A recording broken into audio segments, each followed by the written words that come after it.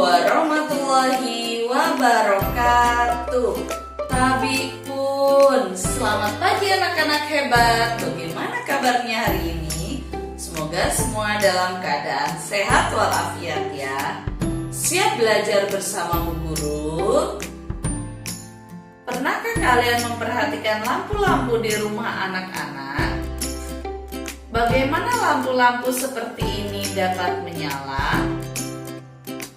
Dalam video pembelajaran kali ini, kita akan belajar tentang rangkaian listrik.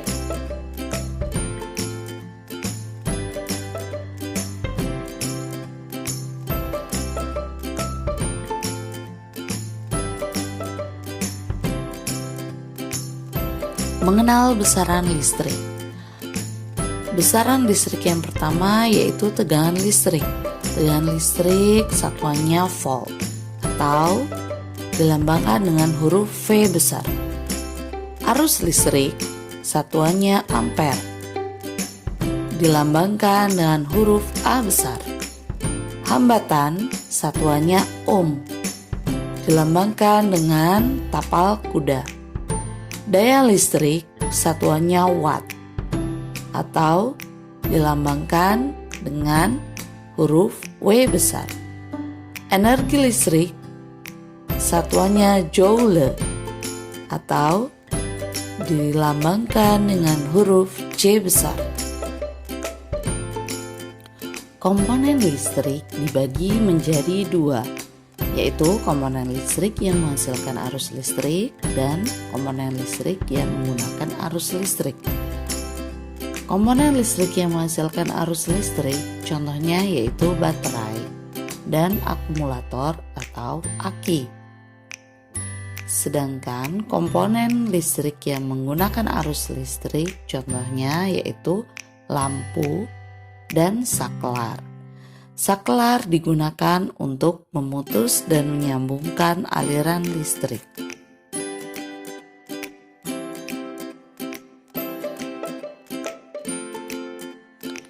Rangkaian listrik sederhana yaitu hubungan sumber listrik dengan komponen listrik lainnya yang dirangkai menjadi satu kesatuan. Dalam rangkaian listrik sederhana dibagi menjadi dua, yaitu rangkaian listrik tertutup dan rangkaian listrik terbuka. Rangkaian listrik tertutup ditandai dengan adanya arus listrik, lampu hidup, dan saklar tertutup. Sedangkan pada rangkaian listrik terbuka, ciri-cirinya adalah tidak adanya arus listrik, lampu mati atau padam, dan saklar terbuka.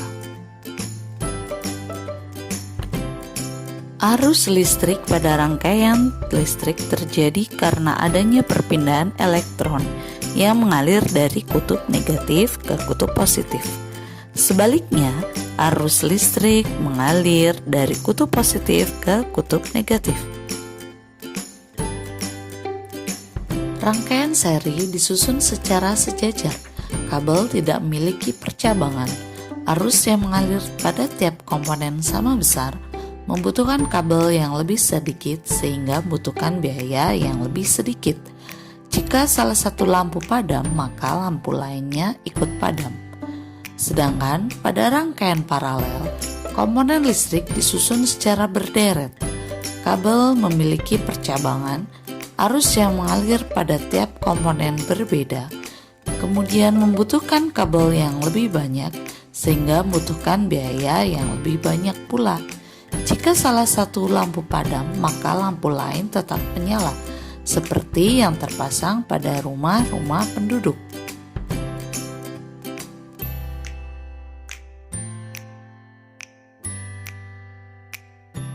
Anak-anak, menyenangkan bukan belajar tentang rangkaian listrik?